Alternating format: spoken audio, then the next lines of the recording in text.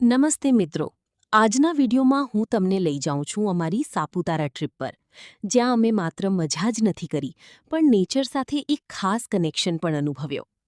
સાપુતારા ગુજરાતનું એકમાત્ર hill station છે, જ્યાં હરિયાળી, શાંતિ અને સ્પિરિચ્યુઆલિટીનો સુંદર સંગમ જોવા મળે છે.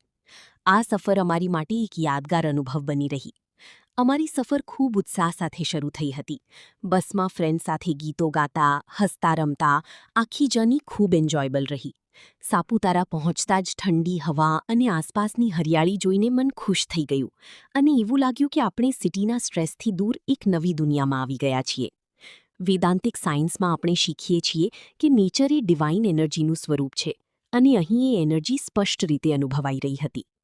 ત્યારબાદ અમે ગીરા વોટરફોલ પર ગયા, જ્યાં પાણીનો અવાજ, ઠંડક અને આસપાસની ગ્રીનરી એકદમ મેજિકલ લાગી.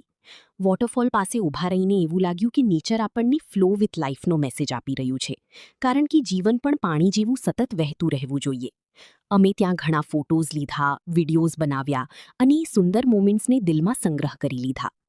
ત્યાર પછી અમે બોટાનિકલ ગાર્ડનની મુલાકાત લીધી, જ્યાં અનેક પ્રકારના પ્લાન્ટ્સ, ટ્રીઝ અને ફ્લાવર્સ જોવા મળ્યા. વેદાંતિક સાયન્સના સ્ટુડન્ટ્સ તરીકે આ એક્સપિરિયન્સ અમારા માટે ખૂબ ખાસ હતો, કારણ કે દરેક પ્લાન્ટમાં લાઈફ એનર્જી હોય છે, તે અમે અહીં નજીકથી ઓબ્ઝર્વ કરી શક્યા.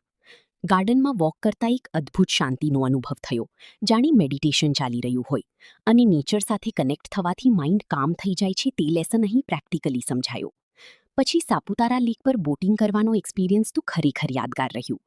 લેકની વચ્ચે બોટમાં બેઠા ત્યારે આસપાસની હિલ્સ અને પાણીમાં પડતો રિફ્લેક્શન ખૂબ જ સુંદર લાગતો હતો. અને એ સમયે એવું લાગ્યું કે લાઈફ પણ આ લેક જેવી છે. જો આપણે કામ રહીએ તો બધું ક્લિયર દેખાય છે. ફ્રેન્ડ સાથે હસતા રમતા ઘણો આનંદ માણ્યો. પછી અમે ગયા ઇકો પોઈન્ટ પર. ઇકો પોઈન્ટની સૌથી ખાસ વાત એ છે કે અહીં તમે જોરથી બોલો તો તમારો અવાજ પાછું એકો થઈને આવે છે. અમે બધાએ મળીને ઘણી મજા કરી, નામ બોલ્યા, ગીત ગાયા અને એ એકો સાંભળવાનો એક અલગ જ આનંદ આવ્યો.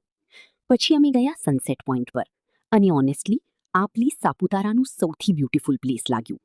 જ્યારે સૂરજ ધીમે ધીમે પહાડોની પાછળ ડૂબતો હતો, એ વ્યૂ જોઈને ખરેખર વર્ડ્સ નથી મારા પાસે. અમે સનસેટ એન્જોય કર્યું અને ઘણા ફોટોઝ લીધા. આ મોમેન્ટ્સ માત્ર મેમરીઝ નથી, પરંતુ લાઈફ લેસન્સ પણ છે, જેમ કે ટુગેધરનેસ, જોય અને ગ્રેટિટ્યૂડ. આખરે આ સાપુતારા ટ્રીપ માત્ર એક યાત્રા નહોતી, પણ એક લર્નિંગ જર્ની બની રહી, જ્યાં નેચર સાથે જોડાઈને લાઈફ કોન્સેપ્ટ્સને અનુભવવાનો મોકો મળ્યો. ધન્યવાદ.